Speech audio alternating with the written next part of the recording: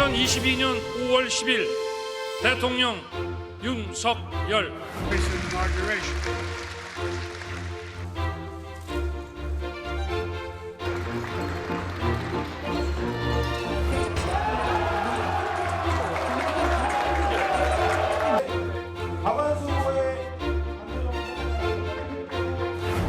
엔진 유리호가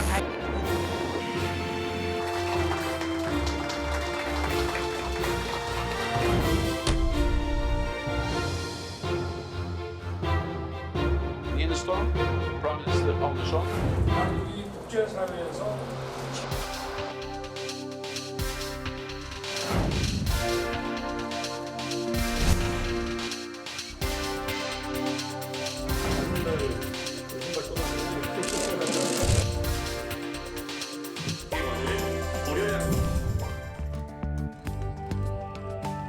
윤석열 대통령이 잘했지 않았어요. 하는 것도 화끈한 것 같고 막 이랬는데 좀 확실히 밀어붙였으면 좋겠어요. 뭐가 되든.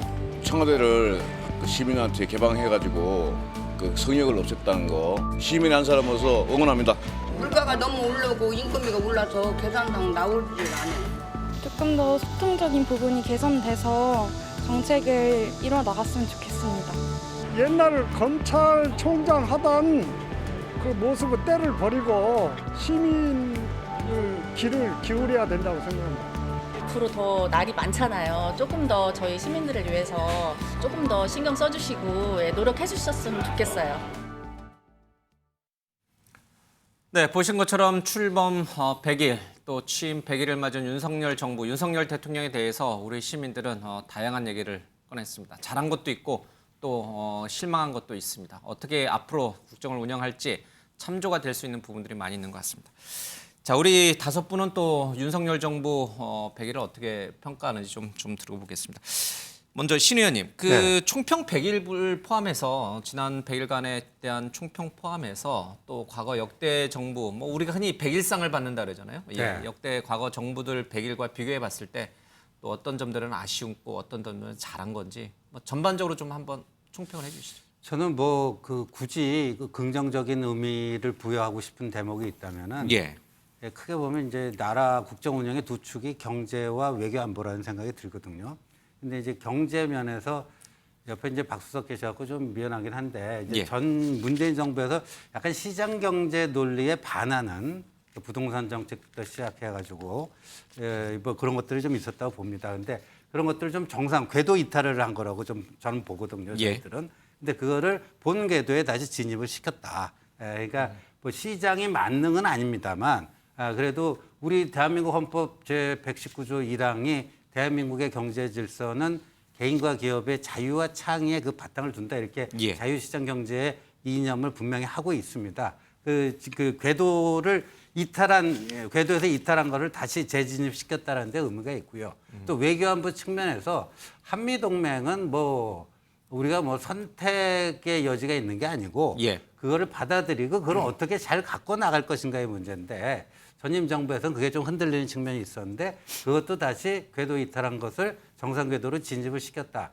이게 이제 그 긍정적인 거라면 이 대통령께서 이제 정치 초년병이다 보니까 아직 정치적으로 능수능란하지 못한 게 굉장히 많습니다. 능수능란하지 못한 게 있어가지고 초창기에 아주 대형 사고가 없었음에도 불구하고 지지율이 막 속절없이 추락하는 이런 상황을 겪었는데 그런 점에서는 저는 어차피 맞을 매라면 매도 먼저 맞는 게 낫다. 나중에 뭐 잘 나가다가 나중에 매를 맞느니 매도 먼저 맞는 게 좀 낫다. 그래서 좀 이게 취임 100일이 그다지 막 이렇게 축하 분위기는 아니고 좀 신기일전하는 그런 분위기가 될 것 같다는 생각이 듭니다. 어떤 정치평론가가 그런 표현을 했죠. 1회 말에 대량 실점을 한 것이다. 야구로 치면은. 이제 대량 실점하는 게 차라리 낫다 이런 뜻으로 해석해도 돼요? 한 번은 거치고 가야 될 과정이고요. 그리고 저는 이렇게 생각합니다. 대통령께서 작년 6월 29일에 정치 참여 선언을 하고 여의도 경험도 없는 상태에서 대권을 거머쥐는 우리 정치사에서 거의 전무했고 후무하지 않을까 이렇게 생각이 되는데 그렇게 되면 사람이 굉장히 자기가 특별한 존재라는 또 이런 식의 빠지기가 쉽거든요. 그러니까 그게 한번 좀 빨리 깨지는 그 시간이 와야 된다고 생각했는데 오히려 그래서 제가 이제 매도 처음 맞는 예. 게 낫다 이런 생각이 듭니다. 겸손해지는 시간을 좀 빨리 앞당긴 그런 측면은 또 긍정적으로 오히려 평가할 수 있다 이렇게 보신 거군요. 알겠습니다. 박수현 수석께서는 어떻게 평가하십니까 100일을? 지금 이제 100일 평가를 하기 전에 잠깐만 좀 다른 말씀을 먼저 드려보면 지금 이제 집중 호우 피해로 인해서 전 나라가 국민들이 좀 고통을 받고 있고요. 지금 오전에 저도 지역에서 이제 그런 국민과 함께 이렇게 복구 작업을 하다가 좀 올라왔는데 하여튼 이런 문제에 대해서 국가가 할 수 있는 일들을 좀 빨리 특별 재난 지역의 선포나 이런 것들을 좀 빨리 했으면 좋겠다라고 하는 것도 어차피 그 100일의 일 안에 다 들어있는 것이기 때문에 그 말씀을 먼저 드리고요. 오늘 100일 기자회견에 대한 평가로 지난 100일을 한마디로 좀 평가를 해보면 오늘 100일 기자회견의 어떤 모습이 저는 참으로 안타깝다 이런 생각을 좀 했습니다. 안타깝다라고 하는 것은 비판이나 비난만 있는 것이 아니라 그 기대가 있었는데 기대에 못 미쳤다라고는 아쉬움이 함께 있는 것이거든요. 그러니까 애증이 함께 있는 것입니다. 지금 윤석열 정부의 지금 이 낮은 지지율 이 문제를 가지고 임기 5년을 결코 끌고 갈 수가 없습니다. 그렇게 해서도 안 되고 대한민국과 국민을 위해서 대통령의 지지율이 상승해야 합니다. 다시 말해서 국정 동력을 확보해야 되는데 아마 그 국정 동력을 확보하는 모멘텀이 오늘 100일 기자회견의 메시지를 통해서 마련이 되기를 바라는 그런 여론들이 많이 있었는데 오늘 대체적으로 평가를 해보면 안타깝다고 평가를 하면서 대통령님의 이런 지지율 하락과 관련된 그 원인 분석에 있어서 공감이 좀 부족하지 않나 이런 생각을 합니다. 말씀으로는 어떤 국민의 여론조사에 나타난 민의를 겸허히 수용하겠다 이런 말씀하시지만 그러나 거기에서 지적되고 있는 인적 쇄신의 문제나 이런 문제에 대해서는 전혀 언급 자체를 안 하고 계시고 좀 시간을 달라 이렇게 아직 답변을 안 하고 계신 것을 보면 겸허히 민의를 수용해야 한다고 말씀하시지만 아직 이 나타난 구체적인 문제들에 대해서 국민 지적에 대한 공감이 부족하지 않나 이런 생각을 좀 안타깝게 해보고요. 뭐 앞으로 얘기를 해 나가겠습니다만 제가 드리고 싶은 말씀은 어쨌든 대한민국과 국민을 위해서 윤석열 대통령의 국정 동력이 좀 하루빨리 확보가 되어서 좀 미래를 향해 나아갈 수 있는 과거에 뭐 대통령실의 사적 채용이나 뭐 이런 여러 가지 문제들은 저는 일관되게 주장합니다만 대통령께서 이 모든 것이 제 탓입니다라고 깨끗하게 한 말씀으로 사과하시고 국민 여러분 더 잘하겠습니다 하면 이것은 정리될 문제라고 저는 생각을 하거든요. 그런데 오늘 그 회견에서도 지난 8.15 경축사에서도 이런 문제에 대한 사과가 없으셨어요. 그래서 공감이 부족했고 국정 동력을 확보하는데 오늘이 전환점이 되길 바랐지만 이것을 조금 더 미루는 그래서 좀 안타까움과 아쉬움이 함께 있는 100일이었다 이렇게 평가를 하겠습니다. 자 이렇게 100일에 대한 평가가 굉장히 좀 상반되게 나타나고 있습니다. 많이 나왔으니요. 오늘 있었던 윤석열 대통령의 취임 100일 기자회견 내용, 굵직한 내용들 저희가 영상으로 모아봤습니다. 소주성과 같은 잘못된 경제 정책을 폐기했습니다. 상식을 복원한 것입니다. 제가 탈원전 폐기를 선언하고 나토 정상회의에서 적극적인 세일즈 외교를 펼쳤습니다마는 그 결과 해외에서 최근 우리 원전 발주 움직임이 본격화되기 시작했습니다. 저는 민정수석실을 폐지하여 사정 컨트롤 타워 권한을 포기했습니다. 경찰 업무는 비공식적인 청와대 통제 관행에서 벗어나 행안부의 경찰국을 신설해서 국민과 국회에 의해 민주적 통제를 받을 수 있도록 했습니다. 이 지지율 그 자체보다도 그런 여론 그 조사에서 나타난 그 민심을 겸허하게 받드는 것이 중요하다고 생각하고 여러 가지 그 지적된 문제들에 대해서 국민의 관점에서 세밀하게 꼼꼼하게 한번 따져보겠습니다. 윤석열 정부 취임 100일 시작도 방향도 목표도 오직 국민입니다. 윤석열 대통령은 여론조사 민심을 겸허히 받아들이겠다며 국민의 뜻에 벗어나지 않도록 국민의 뜻을 살피겠다고 밝혔습니다. 빈 수레만 요란했습니다. 소문난 잔치에 먹을 것이 없다는 말이 딱 들어맞는 말입니다. 낯부끄러운 자화자찬에 그쳤고 정작 내용은 없었습니다. 네, 취임 100일 기자회견에 대해서도 이렇게 여야의 평가가 아주 극과 극으로 좀 상반됩니다. 뭐 대통령께서도 이제 잘한 부분은 아까 말씀하신 대로 경제 외교라든지 뭐 탈원전이나 여러 가지를 좀 꼽으셨고요. 또 뭐 민심 지지율이라든지 이런 부분에 대한 언급도 좀 있었습니다. 여야 평가는 좀 극과 극으로 갈렸고.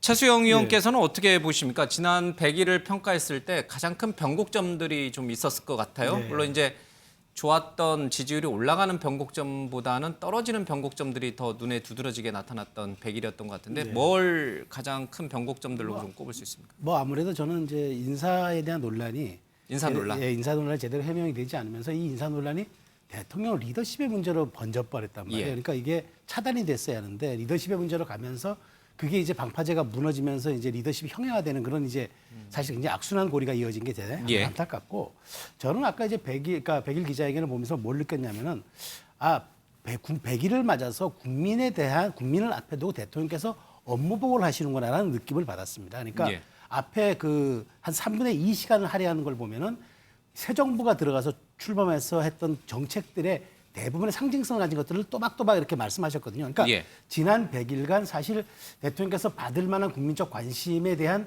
그 어떤 정책의 그 국민의 소화도가 없기 때문에 다시 한번 그것을 좀 알려드리는 그런 이제 장으로 마련했다는데 제가 굳이 대통령께 대한 이제 100일 변명을 하나 좀 드리자면은 사실 출범할 때부터 굉장히 좀 불안정한 상황에서 출범했습니다. 그러니까 그 0.76%로 이겼다 이런 국내 정치적 환경이 문제가 아니라 다들 아시다시피 고금리 고환율 고유가의 3고에서다가 우크라이나 전쟁으로 인한 국제시장의 수급 불균형까지 있었고 게다가 대통령 취임하던 무렵이 바로 지방선거에 돌입하던 시기였습니다.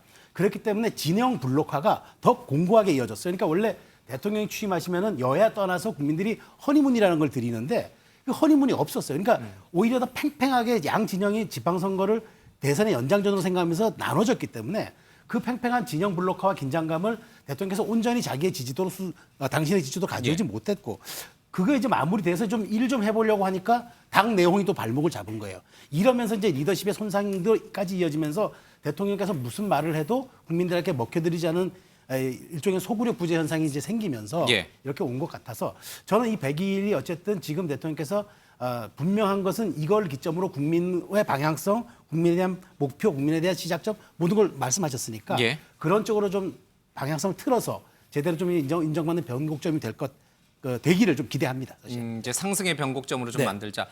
하락의 변곡점을 제가 여쭤봤는데 그 하락의 결정적 장면들이 좀 있습니다. 이제 저희가 이제 그 그래프 CG로도 좀 준비를 했는데 뭐 인사 문제도 좀 있었고요. 또 뭐 만 5세 입학 문제도 좀 있었고 또 내부 총질 문자 논란도 좀 있었고요. 좀 화면에 나오고 있습니다만은 긍정 지지율이 뚝뚝 떨어지던 그 시기에 몇 가지 이제 큰 사건들이 좀 눈에 보입니다.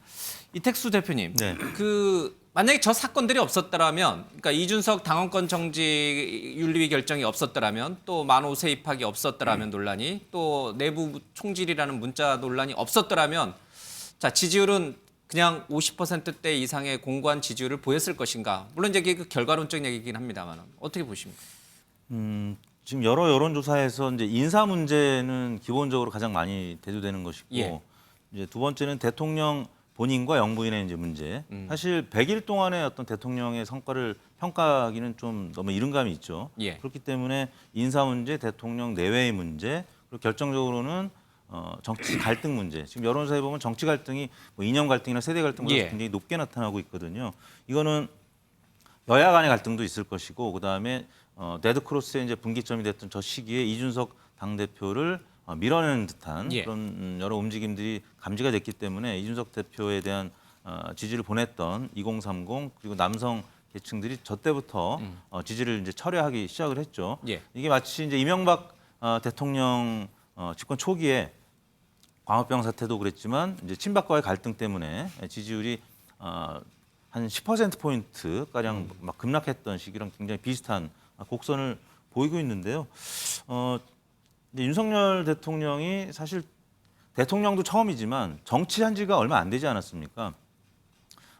TV 방송 중에 어쩌다 어른이라는 이제 강연 프로그램이 있는데 사실 어쩌다 정치를 하게 된 것이고 대통령까지 된 이제 분이란 말이죠. 그래서 사실 정치 자체가 이제 초보 온전 상태인데 행정부의 수반인 국무총리도 사실 정치권 인사라기보다는 행정부 인사고 또 당대표, 여당 대표 이준석 대표가 좀 지원을 해줘야 되는데 당장 갈등 노선으로 접어들다 보니까 정치가 처음인데 행정부 그다음에 입법부에서 어떤 집중 지원을 받을 수 없는 그런 상황이 됐고 그런 과정에서 도어 스태핑 하면서 여러 가지 부정적인 태도들이 노정되다 보니까 여러 지지율이 좀 많이 떨어지게 됐고 회복이 좀 되게 어려운 상황인 것은 이준석 당대표와의 갈등이 좀 계속 이어지고 있고 이준석 대표가 어떤 프레임의 이제 빌드업을 굉장히 잘하는 스피커이기 때문에 사실 윤석열 대통령이 한 마디 두 마디 던지는 것보다 훨씬 더 파괴력이나 영향이 좀 크단 말이에요. 그리고 그 횟수도 많고 그리고 오늘이 이제 결정적인 어떤 분수령이 될 것 같기 때문에 지지율이 긍정평가가 이제 부정평가를 당장 앞서기 좀 어려운 상황이 아닌가 싶습니다.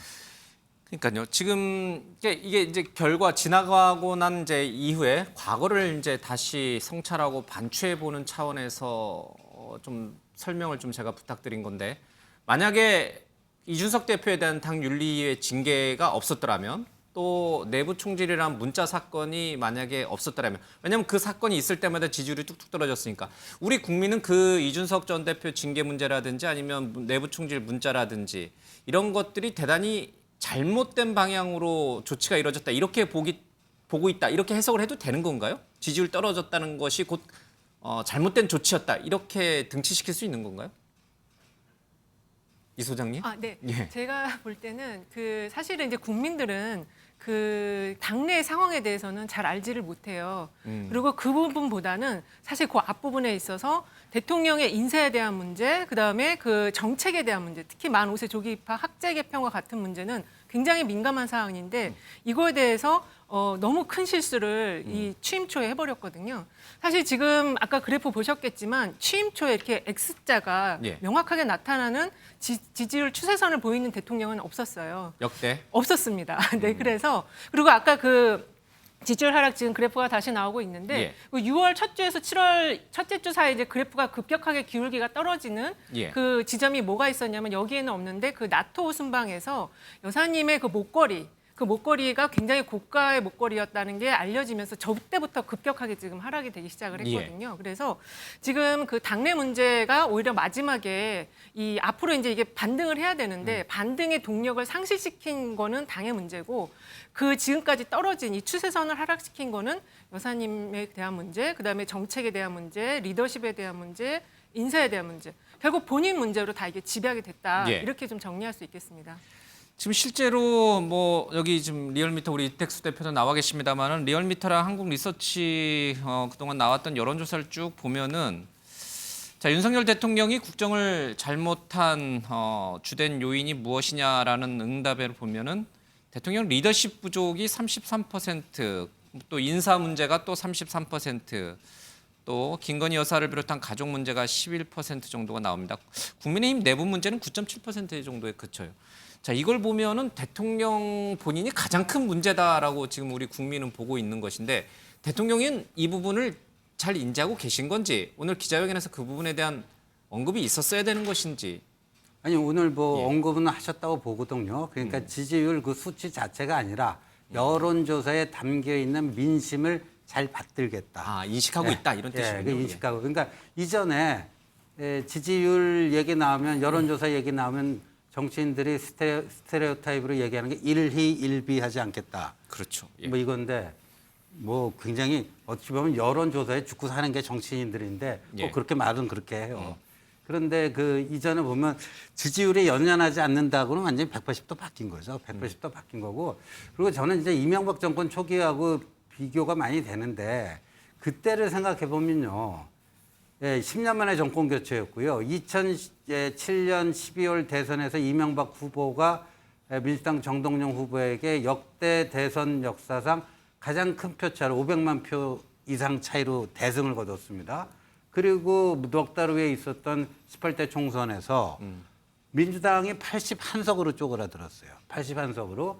그리고 그때 뭐 이회창 전 총재가 이끌던 자유선진당까지 범보수로 해서 개헌 가능한 그런 의석이 됐는데 그럼에도 불구하고 이른바 뇌송송 구멍탁이라고 하는 지금 돌이켜보면 정말 허황되기 그지없는 그런 그 선동성 구호였는데 거기에 이 국정이 마비가 됐습니다. 광화문 도심이 한 달 이상 마비가 돼갖고 뭐 하면서 한국갤럽 기준으로 이명박 대통령의 지지율이 21%까지 예. 내려가지 않았습니까? 근데 그때하고 지금하고 비교해 보면요.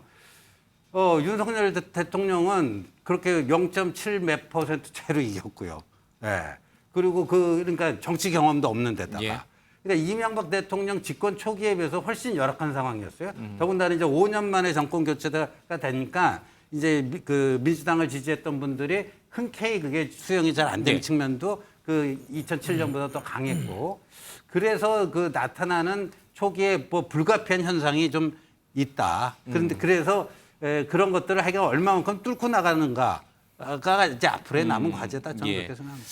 그 앞으로의 과제 얘기는 잠시 뒤에 조금 더 하기로 하고요. 일단 윤석열 대통령이 그러면 지지율 또는 민심이라고 불리는 것에 대해서 취임 초와 지금 100일이 지난 이 시점에서의 태도는 그럼 변했는가 아니면 그대로인가?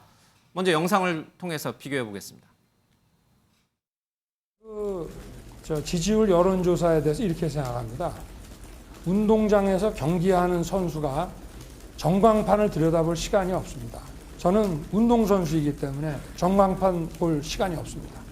선거운동을 하면서도 지지율은 별로 유념치 않았습니다.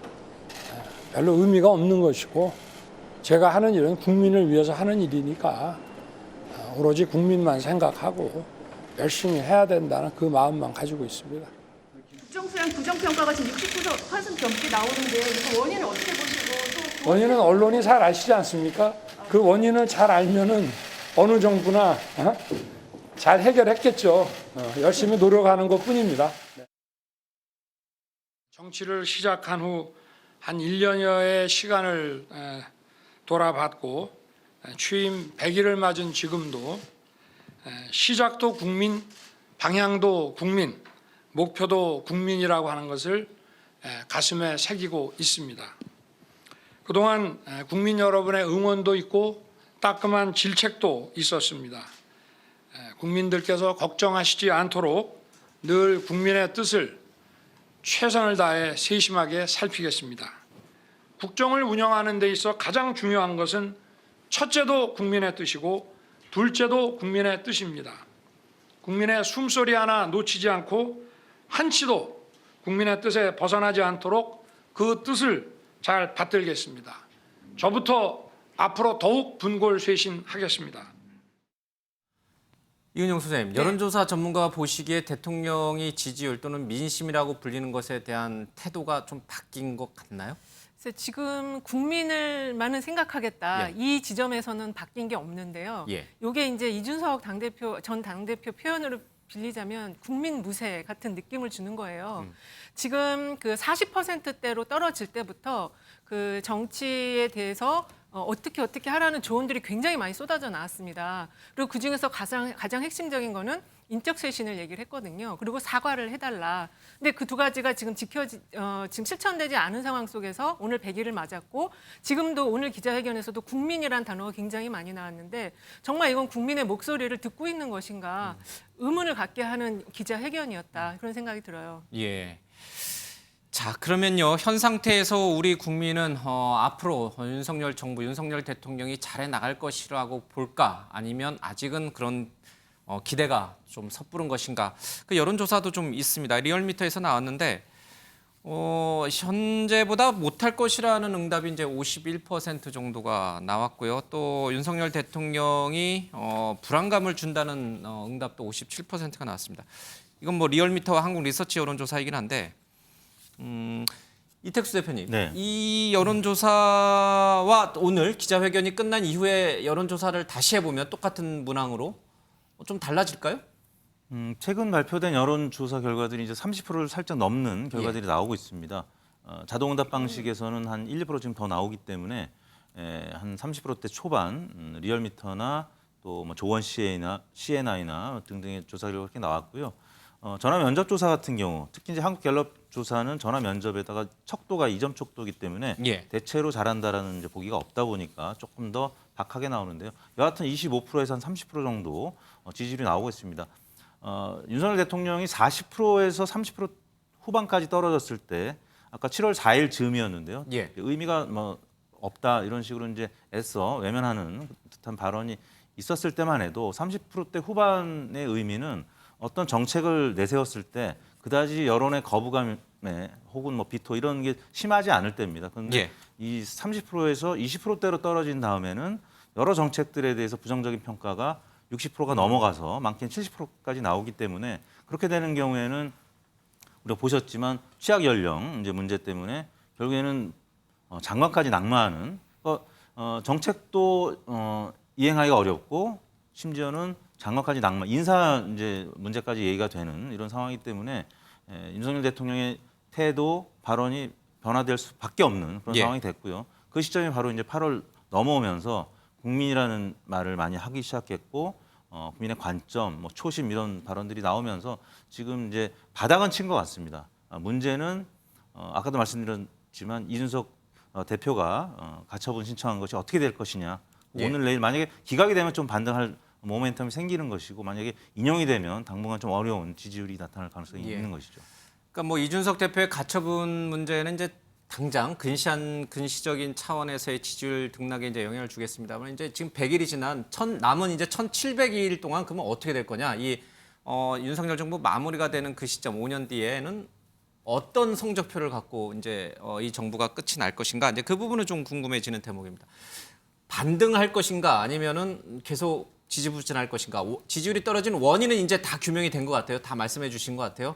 그 반대로만 하면 될 것 같아요. 근데 왜 야당은 자꾸 그 가능성을 애써 이렇게 낮게 보시는 겁니까? 야당이 낮게 보는 게 아니라 지금 국민 여론조사가 낮게 보이는 거 아닙니까? 그렇죠. 예, 여론조사도 그렇게 나오지만. 지금 현재 아까도 말씀드렸지만 저는 현재 여론조사나 이런 것 국정 지지는 당연히 어느 정도 올라갈 거라고 보는데 국민을 위해서 빨리 좀 끌어올려야죠. 그래 새로운 일들을 해야죠.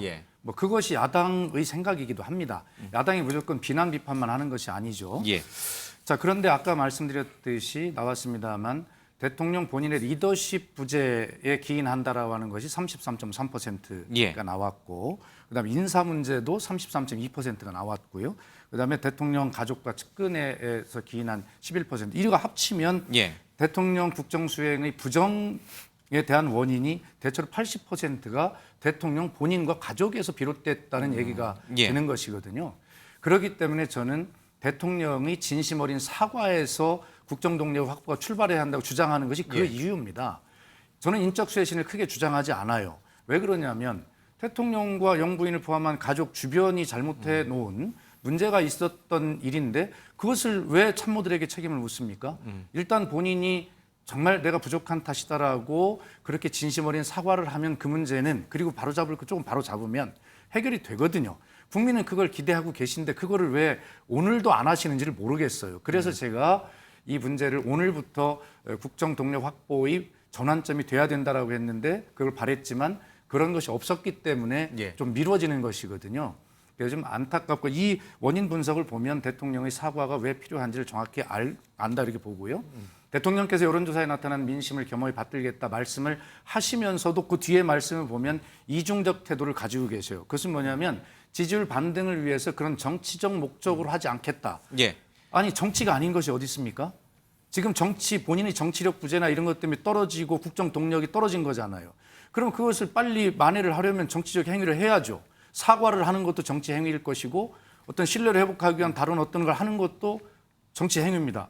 근데 그것을 분리해서 보고 있는 대통령의 인식이 아직도 저는 그 안타까운 생각이 든다는 것이에요. 그래서 과감한 인적 쇄신과 대국민 사과 또 뭐 전면적인 국정 운영 기조의 어떤 변화 이것을 좀 야당도 그렇고 강하게 요구를 하고 있는데 오늘 대통령이 이 부분에 대해서는 좀 조목조목 얘기를 하신 것 같아요. 근데 그게 얼만큼 지금 국민 공감을 그럼 얻어갈 수 있느냐의 문제인데 신 의원께서는 그게 충분히 공감을 얻을 수 있는 말씀이라고 보세요? 저는 좀 대통령께서 솔직히 아쉬운 게 있다면요. 이 정치도 연기라고 봅니다. 저는. 그러니까 보통 뭐 쇼하지 말자 이런 얘기 많이 하잖아요. 근데 저는 솔직히 말씀드리면 자기 날고 있는 그대로의 자기를 보여주는 정치인이 어디 있습니까? 어느 정도는 메시지도 다 준비를 하고요. 그다음에 겉으로 어떤 이미지가 연출될 것인지 나름대로 고민도 하고 기획도 해서 그렇게 하는 거 아니겠습니까? 그러니까 그런 의미에서는 그러니까 거짓말하는 쇼다 그런 게 아니고 그러니까 국민들에게 전달될 때는요, 국민들이 뭔가 편안하고 즐겁고 뭔가 희망을 가질 수 있는 그런 게 전달이 돼야 되지 않겠습니까? 그러니까 날고 있는 그대로 전달하는 게 솔직하고 진솔한 거다? 꼭 그건 아니거든요. 오늘 그 박지원 전 국정원장이 그 어느 그 매체에 나와서 인터뷰하는 거 보니까 지금 제가 하는 말하고 비슷한 얘기를 해요. 그러니까 이 대통령은 그냥 속에 있는 마음을 얘기하면 안 된다. 다듬고 참모들하고 수기해서 국민들이 들었을 때 편안하게 느끼고 희망을 갖고 뛸 수 있는 그런 메시지로 다듬어서 내보내야 된다. 근데 이제 이 그 윤 대통령이요, 이 정치를 이제 그게 없다 보니까 쇼를 하면 안 된다라는 약간 강박이 있어요. 쇼하는 정치인한테 환멸을 느끼시나요? 그러니까요. 그러니까 검찰 그 서초동에 있을 때 이제 여의도 정치인 보면 좀 한심해 보일 때가 많거든요. 저 사람도 맨날 쇼만 하고 있네. 그러니까 나는 쇼를 하면 안 된다. 뭐 이런 게 있는데, 그러니까 좋은 의미의 쇼는 해야 된다는 거죠. 좋은 의미의 쇼는 해야 되는데 지금 우리 박수석 말씀 중에서도 약간 그런 측면이 있는 것 같아요. 그러니까 그런 거는 대통령께서 오로지 국민이 모든 그의 기준이라면은 국민이 안심하고 뭐 할 수 있도록 자신을 변화시키는 게 좀 필요하다 그런 생각이 짧게 한 말씀만 제가 붙이면 오늘 도어 스태핑에 대해서도 계속 하겠다 의지를 말씀하시면서 뭐라고 하셨냐면 국민께 만들어진 모습이 아니라 있는 그대로의 모습을 보여드리겠다 이렇게 말씀하셨거든요. 지금 신재 의원님 말씀하신 대로 아니 그 중요한 대통령의 메시지가 대통령 본인의 직접 말씀을 통해서 나오는 것을 아니 준비를 안 하고 어떻게 그렇게 하겠다는 건 이해가 안 되는 거예요. 그것은 실제 본인께서 소탈하셔서 있는 그대로 모습을 보여주고 싶은 순수함은 인정하겠는데 그러나 대통령 메시지가 가져올 국정 운영의 파장이나 영향을 생각하면 이런 부분들은 만들어진 모습으로 말씀을 하셔야 된다는 겁니다. 알겠습니다. 도어 스태핑, 그러니까 출근길 문담 얘기가 나왔으니까 오늘 일부 언론에서 이 그동안에 100일 동안에 대통령의 출국길 문답에서 가장 많이 나왔던 단어가 뭔지 이렇게 좀 조사를 해서 기사가 나왔는데 가장 많이 나왔던 단어가 글쎄라는 말이었습니다. 이제 글쎄라는 단어가 이제 59번 나왔고 국민이라는 단어도 꽤나 많이 나왔고요. 최수영 의원님. 우리도 입버릇처럼 뭐 이렇게 이제 추임새 비슷하게 뭐 영어에도 뭐 그런 표현들 많잖아요. 그래서 큰 의미는 둘 필요 없는데 그래도 글쎄라는 저 표현을 가급적 안 쓰면 좀 더 국민에게 단순하면서도 명료하게 대통령의 의중이 전달되지 않을까. 그렇죠. 우리가 이제 최사라고 하지 않습니까? 불필요한 단어들. 물론 이제 우리가 관용구처럼 이제 뭔가 즉답하게 불편하면은 좀 어려우면은 바로 뭐 글쎄 하는 뭐 이런 것들이 이제 약간 시간을 버는 타이밍이 있으나 그럼에도 불구하고 지금 두 분이 말씀하신 것들이 바로 그거죠. 국민께 안정감을 줘야 하거든요. 뭔가 딱 준비돼서 나왔던 단어, 대통령의 말은 힘을 가져야 돼요. 헌법처럼 딱 규정을 해줘야 돼요. 그렇기 때문에 대통령의 언어가 힘을 가지려면은 저는 최사들이 좀 최소화되는 그런 것들이 필요한데 저는 이제 이 출국길 문답 이외에도 아까 좀 그런 말씀하셨잖아요. 어떤 정치평론가가 이래말 지금 대량 실점을 한 상황이다. 그러면은 저는 이제 이 상황에서 다시 이제 경기 후반을 가야 되지 않습니까? 그러면 이제 감독이 작전 운영을 어떻게 해야 됩니까? 첫 번째가 대량 실점 더 이상 막아야 되잖아요. 추가 실점 막아야 되고 그다음에 두 번째가 바로 한 점 한 점 득점해서 쫓아가야 되잖아요. 그 다음에 뭘 해야 되냐면 뭐 짜내기 작전이라든가 해가지고 단기 작전 위주로 운용해가지고 일단 점차를 좁혀야지 5회 말 이후에 역전을 바랄 거 아니겠습니까? 그렇다면 지금부터 경기 운용의 모습이 바뀌어야 되는 거죠. 그러니까 도어 스태핑을 그러니까 출국인 약식 문담 하셔도 좋아요.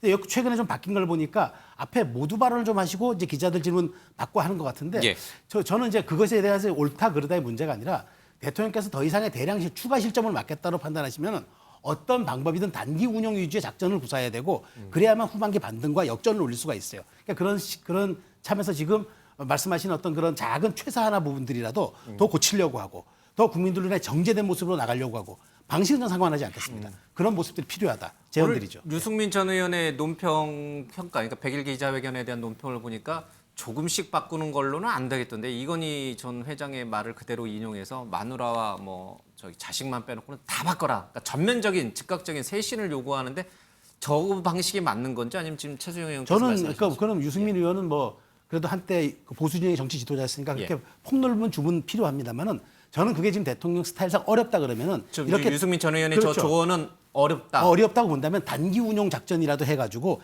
일단 더 이상의 실점을 막고 그다음에 후반기 반등을 노리는 역전 전략으로 나가야 된다. 그 말씀 드리는 거예요. 알겠습니다.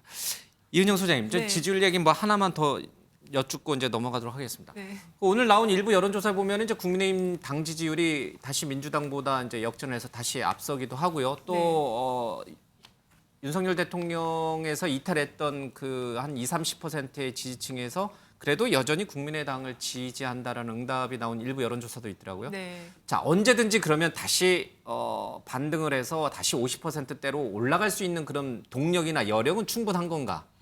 그러니까 이제 지금 그 역대 대통령 지지율을 보면은 기본적으로 우하향으로 갑니다. 근데 지금 이 윤석열 대통령은 초반에 너무 지금 급락을 했기 때문에 그 정당 지지자들의 그 사이즈를 보면은 반등의 모멘텀을 만들 수 있는 기본적인 체력은 축적이 되어 있다. 그런데 이제 그거를 위해서 아까 여러 차례 지적이 된 것처럼 이 당의 문제가 더 이상 그 수습이 돼야지 이런 식으로 계속 분란의 형태로 가면 안 되는데 지금 당의 문제가 이준석이라는 당대표가 그냥 바로 이렇게 수그러들 모양새가 아니거든요. 그래서 이 정당 지지율보다 지금 대통령 지지율이 낮긴 하지만 정당 지지율이 받치고 있기 때문에 충분히 반등의 모멘텀과 상승의 어떤 잠재력은 가지고 있지만 그게 보기에는 역대 정부에서 박근혜 정부와 같은 지지율의 추세선을 그리지 않을까. 왜냐하면 박근혜 전 대통령은 임기 2년차 때부터 횡보를 그냥 해버렸거든요. 그래서 그런 패턴으로 가지 않을까라고 조심스럽게 지금 예측은 하고 있어요. 자, 이렇게 여러 전문가들이 꼽은 가장 남은 큰 지지율 상승의 큰 변수는 바로 이준석 전 대표가 아닐까 싶습니다. 공교롭게도 오늘 취임 100일을 맞은 윤석열 대통령이 기자회견을 하는 오늘 이준석 전 대표는 법원에 섰습니다. 자, 이 가처분 신청과 관련해서 직접 신문에 참석을 했는데 기자가 현장에 좀 나가 있습니다. 연결해서요. 얘기 좀 듣고 가도록 하겠습니다. 강재묵 기자가 지금 법원에 나가 있는데 신문 절차가 한 1시간가량 진행이 됐다고 합니다. 그런데 오늘 결과가 나올 것 같지는 않고요. 조금 미뤄질 것 같기도 합니다. 자, 강재묵 기자, 지금 나와 있는, 그러니까 언제쯤 가처분 신청과 관련된 인용인지 아니면 기각인지 결과는 언제쯤 나올 것 같습니까? 네, 서울 남부지방법원에 나와 있습니다. 오늘 오후 3시 이준석 전 국민의힘 대표가 당을 상대로 제기한 비대위 효력정지 가처분 신문이 진행됐습니다. 신문은 약 1시간 만에 종료됐지만 양측의 공방은 치열했습니다. 이준석 전 대표는 비대위 효력은 물론 주호영 비상대책위원장의 직무 역시 즉시 정지돼야 한다는 입장을 고수했습니다. 직접 법원에 출석한 이 전 대표는 오늘 신문을 앞두고 취재진에게 자신의 입장을 거듭 밝혔습니다. 오늘 전체적으로 절차적으로 잘못된 부분과 더불어 당내 민주주의가 훼손된 부분에 대해 가지고 재판장님께 드릴 수 있는 말씀을 다 드릴 수 있도록 하겠습니다. 국민의힘 측 역시 신문 직전 취재진에게 법원에 제출한 답변서를 공개하는 등 시작 전부터 양측이 팽팽한 긴장감을 보이기도 했습니다. 자, 언제쯤 결과가 나오는지가 가장 이제 궁금했습니다. 일부 언론은 이르면 오늘 나올 것 같다 이런 보도도 어제까지 나왔는데 그렇지는 않은 거죠? 네, 가처분 신청 사건 특성상 결과가 빨리 나오는 경우가 많은데 법원은 이번 가처분 신청 신문에 대해 오늘 결정을 내리기는 어렵다고 밝혔습니다. 정치적 파급력이 큰 사건인 만큼 법원 역시 신중히 판단하는 모습입니다. 핵심 쟁점은 국민의힘 비상대책위 전환 과정입니다. 당원에서 비대위 전환 조건으로 최고위의 기능 상실이나 비상 상황 발생을 명시하고 있는데 이 전 대표는 현재의 상황이 양쪽 어디에도 해당하지 않는다고 주장하고 있습니다. 반면 국민의힘 측은 절차상 문제가 없다고 강하게 주장하고 있습니다. 이 전 대표의 당원권 정지 6개월 징계를 비상 상황으로 볼 수 있다는 것입니다. 법원이 어떤 판단을 내리든 정치적 파장이 무척 클 것으로 보이는데 이르면 내일 이번 신문 결과가 나올 것으로 예상됩니다. 지금까지 서울 남부지법 현장에서 MBN 뉴스 강재묵입니다. 네, 비대위로 전환한 것이 과연 적법한 절차였는지 아닌지에 대한 법원의 판단은 오늘 나올 것 같지는 않습니다. 조금 신중을 기하느라 조금 늦어질 것 같습니다. 자, 윤석열 대통령은 오늘 기자회견에서도 기자들의 이 질문에 대해서 다음과 같이 답을 했습니다. 들어보겠습니다. 이준석 전 대표가 최근에 윤석열 대통령도 직접 겨냥을 해서 여러 가지 지적들을 하고 있는데 대통령 어떻게 보시는지 궁금합니다. 대통령으로서 민생 안정과 국민의 안전에 매진을 하다 보니 다른 정치인들께서 어떠한 정치적 그 발언을 하셨는지 제가 제대로 챙길 기회도 없고 또 저는 작년 선거운동 과정에서부터 지금까지 다른 정치인들의 정치적 발언에 대해서 어떠한 논평이나 제 입장을 표시해 본 적이 없다는 점을 생각해 주시기를 바라겠습니다. 공식적인 자리에서 지난 대선 때부터 지금까지 단 한 번도 어떤 정치인의 행위라든지 뭐 말에 대해서 본인께서 논평을 해본 적이 없다. 고로 오늘도 이준석 전 대표에 대해서는 논평을 하지 않겠다. 이게 이제 오늘 대통령 말씀인데 네.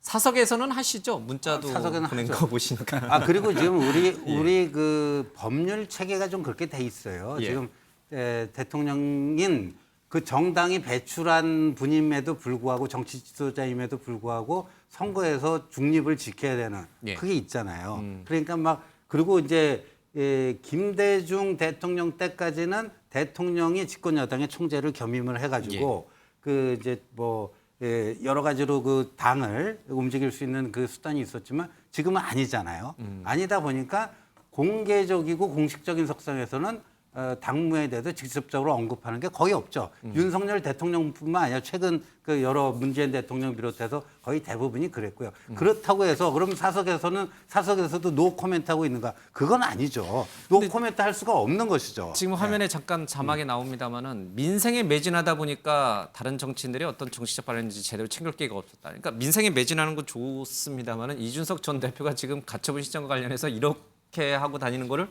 모를 리는 없으실 거 아니에요? 모를 리는 없겠죠. 그러니까 너무 그 작구에 너무 이렇게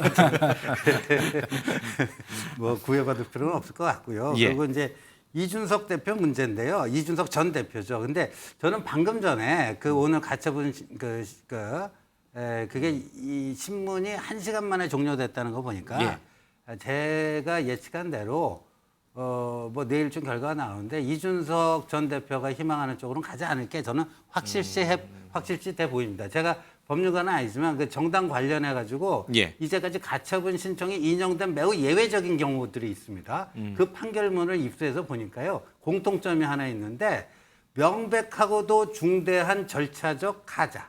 절차상 하자. 이게 꼭 있어야지 인용이 됩니다. 근데 지금 아까 이준석 대표가 이게 당의 비상 상황이 아닌데 비상 상황으로 해가지고 문제가 있다. 그런 거는요 법원의 판단 사항이 아닙니다. 그러니까 명백하고도 중대한 절차상의 하자가 뭐였는지를 집중적으로 밝혀야 되는데, 그러니까 아마 그 지금 저 재판관들도 그런 내용적인 것보다도 그 절차상의 하자 그것만 살폈기 때문에 뭐 신문이 1시간 만에 끝나고 내일쯤 결과가 나오지 않을까 이렇게 보여집니다. 주호영 비대위원장도 뭐 절차적으로는 전혀 문제 없다, 기각될 걸로 알고 있다, 이런 이제 논평까지 좀 나왔습니다.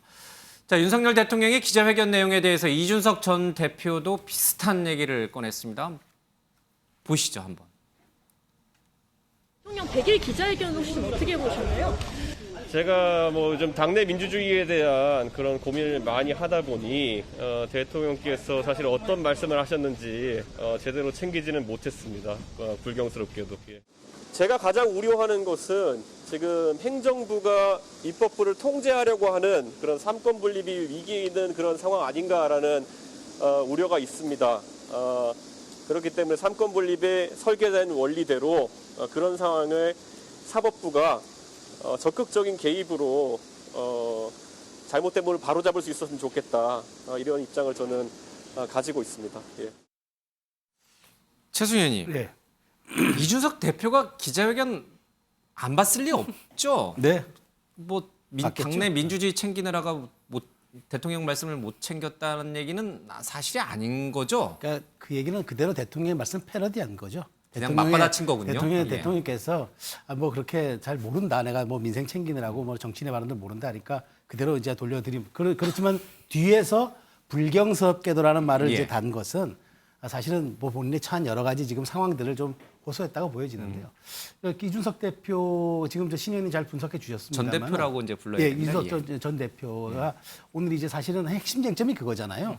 비대위원들을 사퇴하겠다고 한 사람들이 다시 모여가지고 전국위원회 구성을 의결할 수 있느냐 그런데 아니 국회의원 사퇴한다고 말했다고 그게 본회의 의결되기 전까지는 그게 통과된 게 아닙니다. 그러니까 결국 그 정치행위라는 것이 약간 특수한 영역에 있는 거기 때문에 저는 앞으로 이제 내일쯤 나올 판결 나오겠지만 이준석 대표의 이제 향후 입장이 저는 이제 과연 대통령의 앞으로 그 국정 운영에 얼만큼 이제 발목을 더 잡을 것이냐인데 저는 제가 보기에 만일 이제 인용이 아니라 이제 부결로 난다 그러면은 제가 보기에는 앞으로 이준석 대표의 그런 어떤 장외 정치 혹은 이른바 잽 정치도 그렇게 많은 동력 갖기 쉽지 않을 겁니다. 그렇다면 오늘 100일의 기점이 어쩌면은 이 100일에 이상하게 많이 몰렸는데 정치 이벤트가 몰렸는데 이것이 좀 약간의 좀 긍정적 변곡점이 될 것으로 저는 생각합니다. 그러면 두 여론조사 전문가에게 좀 여쭤보고 싶습니다. 이게 이제 가정적이긴 합니다만은 인용됐을 때와 기각이 됐을 때, 자, 이 윤석열 대통령의 지지율이라든지 국정운영 방은 어떤 영향을 받게 될 것인가? 뭐 인용과 기각 각각 나눠서 조금 한 마디씩 의견을 좀 듣겠습니다. 뭐 이 대표부터 좀. 인용이 되면은 이준석 대표의 손을 들어주는 거기 때문에 국민의힘 이제 비대위는 사실상 출범하기 어려운 상황이 됐고 아마 국민의힘은 분당 직전에 위기까지 이제 갈 수밖에 없는 상황이고 지금 부정평가에 주된 이유 중에 하나가 아무튼 당내 분란이기 때문에 지지율이 아마 떨어질 가능성이 이제 높겠죠. 지금 이 상태를 계속 가거나. 네, 30% 초반을 지금 일부 조사기관들이 회복하는 것으로 발표를 했는데 다시 20% 중반으로 떨어질 가능성이 있고요. 20% 중반은 이제 어느 정도 확인이 된 고정 지지층이라고 이제 봐야 될 것 같고 만약에 이제 기각이 되면 윤석열 대통령이나 국민의힘 지지율은 좀 오르겠죠. 그리고 좀 안정감을 찾을 거고 아마 새로운 어떤 지도부 체제에서 지금 주호영 이제 비대위원장이 계속 가는 것으로 되면 아마 윤석열 대통령한테 큰 힘이 될 겁니다. 현재로서는 대통령 국정수행 긍정평가보다는 정당 지지율이 높은 그러니까 대통령 지지율이 정당 지지율을 견인하기보다는 정당 지지율이 대통령 지지율을 지금 견인하고 있는 이런 상황이 될 텐데 일단 이준석 당대표 체제에서 권성동 비대위원장 그다음에 조호영 비대위원장으로 넘어가면서 조금 안정화될 가능성이 있기 때문에 뭐 30% 초중반으로 넘어갈 가능성이 조금 더 높다고 봐야 되겠죠. 근데 이제 인용이 될지 기각이 될지는 제가 여의도에서 이제 여러 전문가들한테 물어보면 반반인 것 같습니다. 실제 정치권에 계시는 분들은 기각 의견이 좀 많은데 조금 한 발짝 떨어져 있는 여론조사 전문가들이나 또 다른 또 기자분들이나 자체적으로 조사를 해보면 주변 미터입니다. 좀 반반 정도인 것 같아서 어떻게 될지는 며느리도 모르는 것 같습니다. 뭐 신 의원이나 아니면 이제 주호영 비대위원장은 확실하게 기각될 걸로 이제 철석같이 믿고 있으니까. 이 소장님은 어떻게 전망하세요? 인용과 기각 시에 당 그리고 윤석열 대통령의 지지율은 어떤 변화가 올까요? 저는 좀 재밌는 한번 상상을 해봤어요.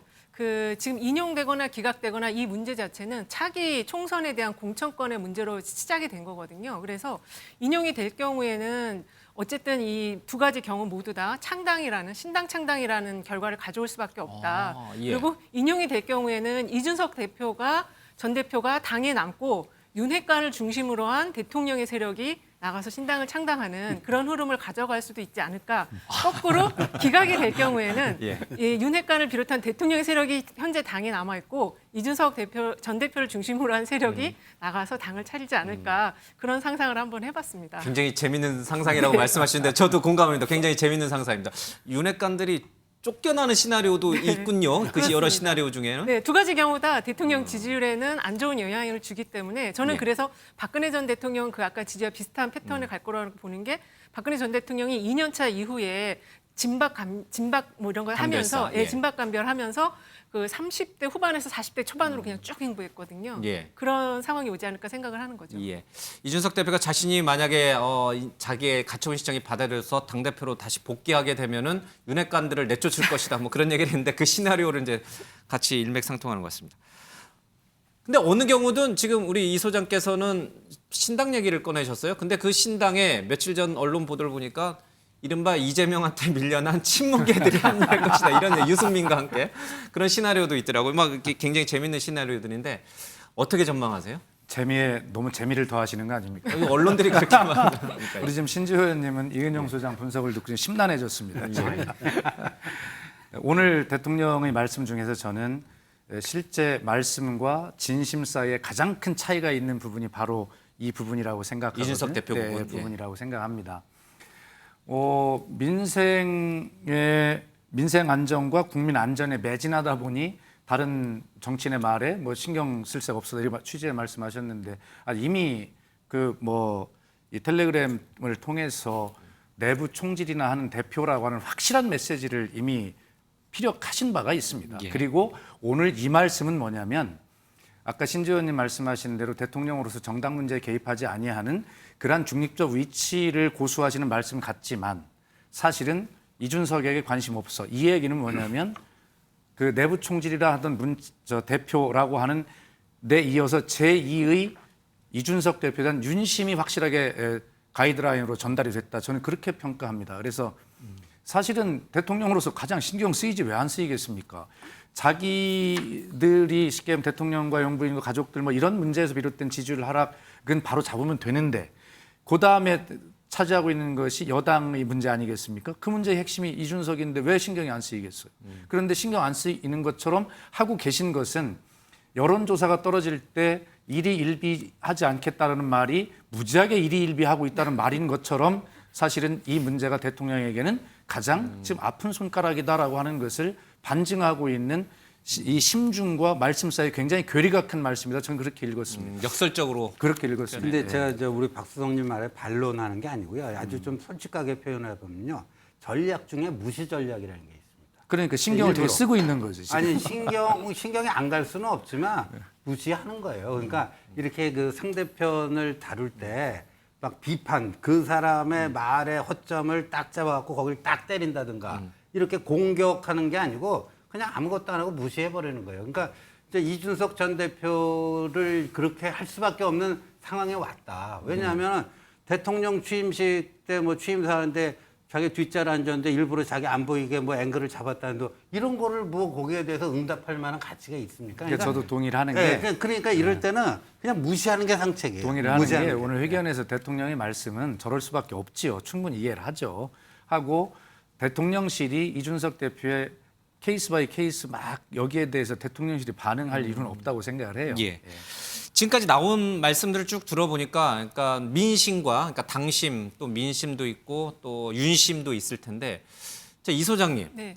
지금 국민의당 지지자들은 윤 대통령이 이준석 전 대표를 품기를 원하고 있어요? 아니면 저 두 사람은 이제 같이 갈 수가 없다. 과감하게 이준석 전 대표를 버리고 우리 윤 대통령 중심으로 당이 똘똘 뭉쳐서 지금 윤핵관 중심으로 비대위 체제 중심으로 이렇게 가자. 어느 쪽으로 지금 당원들은 기대하고 바라고 있는 건가요? 최근 나온 여론조사 중에 하나가 그 비대위 지금 현재 비대위와 관련해서 국민들은 지금 비대위 구성이 잘못됐다라고 보는 반면에 국민의힘 지지층에서는 잘된 비대위다. 이대로 가야 된다라는 민심과 당심이 진짜 괴리하는 그런 그 지지율 조사가 여론조사 결과가 나온 게 있어요. 그래서 지금 볼 때는 아무래도 대통령이 지금 어렵기 때문에 대통령을 중심으로 당이 좀 빨리 일치단결했으면 좋겠다. 그러면 분란을 일으키는 사람은 좀 나가든지 조용히 있든지 그걸 원할 것 같습니다. 그건 당심이다. 네, 당심. 그 당심은 윤심과 동일이 돼요? 아니면 윤 대통령은 이준석 전 대표를 품을 생각을 아직은 갖고 계세요? 아니 이미 그 활시를 떠났다고 생각합니다. 그리고 그거는 이준석 대표가 돌아올 수 없는 다리를 스스로 걸어서 건너간 거고요. 또 돌아올 수 있는 다리를 자기 스스로 불질러 버렸어요. 그래서 지금 와갖고 버스 도는 다음에 손 흔드는 격이에요. 지금 와서 품어야 한다. 그럼 뭐 그것도 좋은 말이에요. 말 자체로는. 사람이 싸우기보다는 품는 게 좋은 거죠. 그러나 품을 수 있는 상황 자체가 아니라는 거죠. 이은영 소장님이 창당 문제를 자신 있게 말씀하시는 근거에는 바로 신주 의원님처럼 이미 돌아올 수 없는 다리를 건넜다라고 하는 상황 판단이 또 함께 있는 것도 사실인 것 같습니다. 이준석 전 대표가 말끝마다 이렇게 묘한 여운을 남겨요. 윤 대통령에 대한 뭔가 이게 한 가닥 그런 어떤 연계 줄 같은 것 그거는 끊어내지 않고 갖고 있다라는 뉘앙스의 그런 말들을 꼭 끝에 붙이거든요. 그걸 그럼 어떻게 우린 이해를 하고 있어야 될까? 아까 우리 모두 말씀에서 대통령 임기 1700일 남았습니다. 대통령과 대척점을 지금부터 아예 지고 나가겠다고 선언해버리거나 명시적으로 그걸 그어버리면은 그 다음에 이준석 대표가 찾을 수 있는 출구 전략이 그렇게 많지가 않을 거예요. 본인의 정치 생명 때문에 여러 가지를 다 고려한 거죠. 아니 정치인이 모든 발언과 판단을 할 때 그 정치적인 행위 고려가 다 판단이 다 들어가는 거 아니겠습니까? 예. 그런 것들이 좀 감안된 이 대표의 양동 작전. 그러니까 약간 추는 기울었으나 그럼에도 불구하고 균형점을 미세하게나 잡으려는 그런 노력이 일환으로 봐야 되겠죠. 알겠습니다. 자, 이런 가운데 이준석 전 대표와 주호영 비대위원장이 광복절날 저녁에 만난 것으로 일부 언론에서 보도가 됐습니다. 그런데 두 사람 모두 확인을 안 해주고 있습니다. NCND로 가고 있는데, 자, 그 영상 보겠습니다.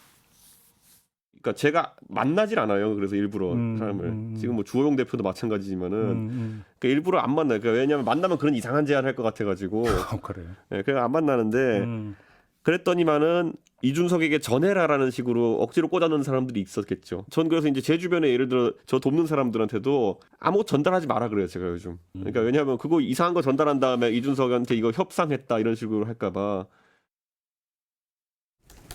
이준석 대표의 만남 사실이 있다는 보도가 나왔는데 확인해 주실 수 있는지.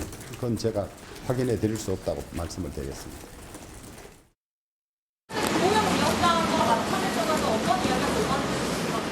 저는 주호영 위원장과의 만찬이라는 보도를 보고 저는 굉장히 의아한 이런 느낌이 들었습니다. 그에 대해서는 어떤 경위에서 어떤 사실 확인 과정을 거쳐서 보도가 나간지도 모르겠고 주호영 위원장과 뭐 저는 일관되게 그에 대해 가지고 전혀 확인해줄 생각이 없습니다. 예. 다시 만날 가능성 열려 있나요? 저는 주호영 위원장을 만나는 것 자체가 의미가 없다고 여러 번 밝혔고 주호영 위원장이 만났을 때 오히려 곤란한 상황에 빠지게 될 것이라는 이야기를 해왔습니다. 그 입장이 변함이 없습니다. 신 의원님, 대통령과 만찬이든 뭐 저녁을 함께 했느냐 안 했느냐 가지고도 이준석 전 대표가 애매모호한 태도를 보였는데 주호영 비대위원장을 만난 문제도 좀 비슷한 태도를 보는 것 같아요. 원래 이준석 전 대표의 저건가요? 전략 전술인가요? 뭐 이준석 전 대표뿐만 아니라 정치인들이 뭐 만남은 실제 했는데 그걸 확인해주지 않는 경우도 왕왕 있죠. 근데 무슨 사연 때문에 저렇게 하는지는 모르겠어요. 근데 지금 여러 매체를 통해서 지금 확인 보도가 되고 있지 않습니까? 그러니까 거기에 대해서 NCND 한다는 것은 실제 만났다는 거거든요. 이렇게 진짜 안 만났는데 왜 택도 없는 그 가짜 뉴스를 내보느냐 이런 식으로 저게 안 하잖아요. 항변을 안 하는 거 보면. 만난 것을 사실상 시인하고 있는 것인데 그런데 저기서도 이제 이준석 전 대표가 주호영 위원장을 좀 어떻게 보면 만날 의미가 없다. 그러니까 모르죠. 저 마음을 누가 알겠습니까? 근데 굳이 저는 그렇게 하는 거에 대해서 해석을 해야 될 필요성을 느끼지 못합니다. 그러니까요. 정치권에 오래 머물렀던 분들이나 기성 정치인들이 보면 이준석 전 대표의 저런 표현 방식 또는 이제 만났으면서도 안 만난 것처럼 얘기하면서 만나봐야 별 의미가 없다는 식으로 이제 뒤에 또 이제 평가절하하는 그런 모습들이 굉장히 화가 날 텐데. 진짜 젊은 분들, 2030 분들은 저런 이준석 전 대표의 저런 말투나 이렇게 표현 방식에 카타르시스를 느끼나요? 누가 그런 얘기를 하시더라고요. 저는 저게 카타르시스를 주나요? 저는 그건 아닌 것 같고, 그러니까 다른 것들이겠죠. 그러니까 애둘러 얘기하지 않고 어떤 사안에 대해서 직접적인 이제 이슈를 다뤄주는 게 그런 모습들에서 2030이 좋아할 수 있다는 얘기 같은데 저는 지금 주호영 대표의 만남 이 자체를 저렇게 이준석 대표가 다루는 건 여론전의 일환이라고 봅니다. 그러니까.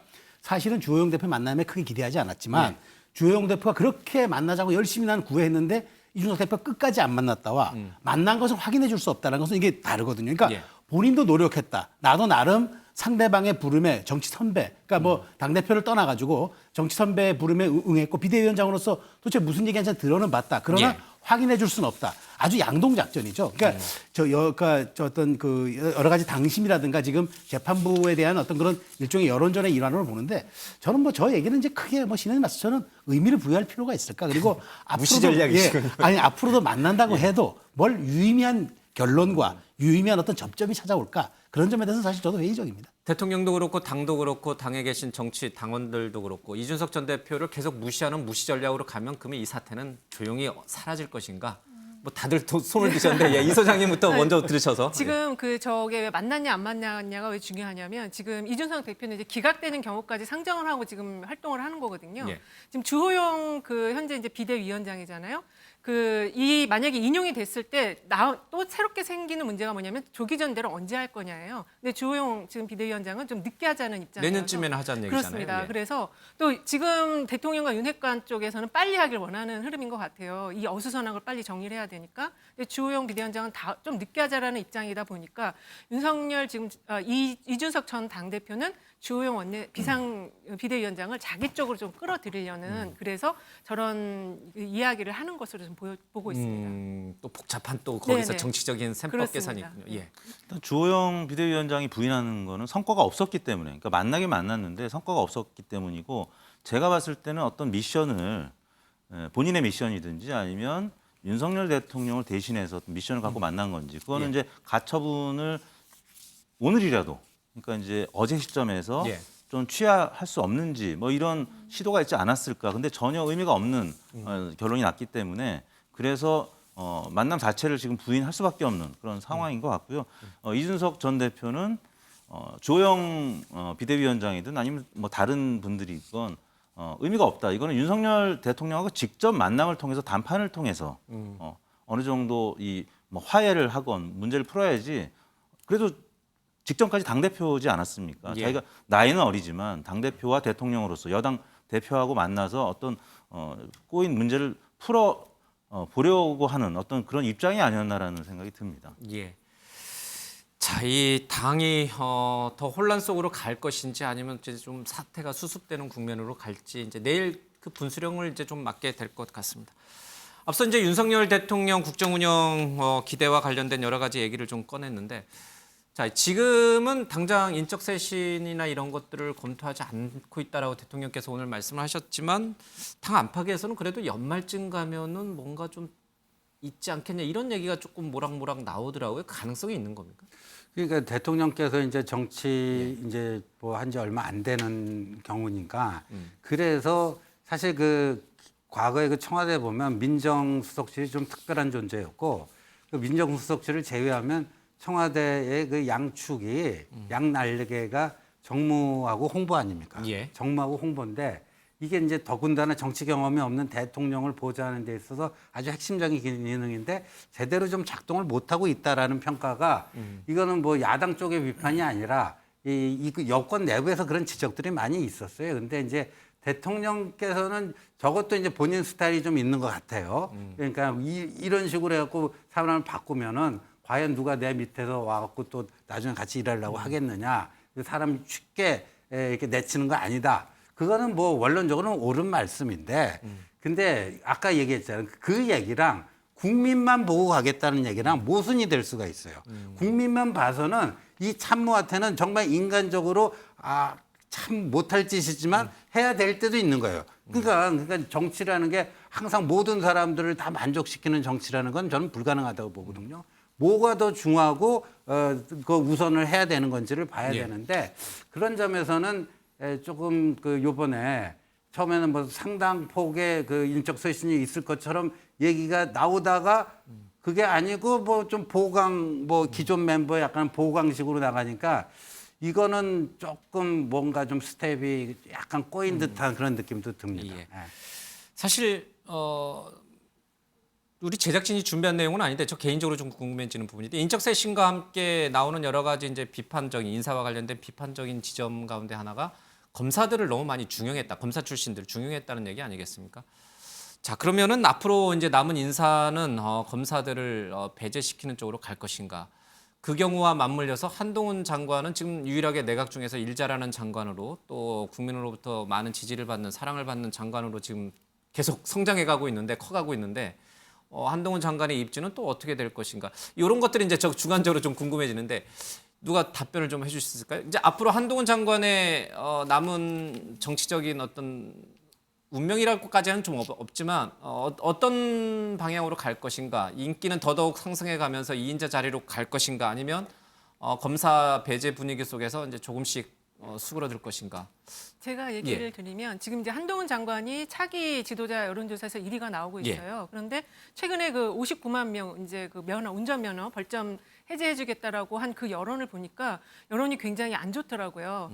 그래서 지금 왜 여론이 안 좋냐? 그러니까는 이 법을 지키면은 무슨 의미가 있냐? 이런 얘기가 쏟아져 나오고 있어서 그래서 만약에 지금 한동훈 장관이 지금은 차기 주자 1위지만 이 윤 대통령과 같은 배를 타는 사람으로 인식이 되면은 저거는 지금의 지지율 1위는 바뀔 수 있다. 그래서 차별성을 가져가야지 이제 진짜 본인이 활동을 해야 될 한 4, 5년 뒤에, 5년쯤 뒤에 그 지지율이 지금의 지지율이 유지될 수 있지 지금과 같이 현 정부와 같은 배를 탄 인물이라고 한다면 지금은 약간 구원투수적인 개념에서 지지를 해주는 것이거든요.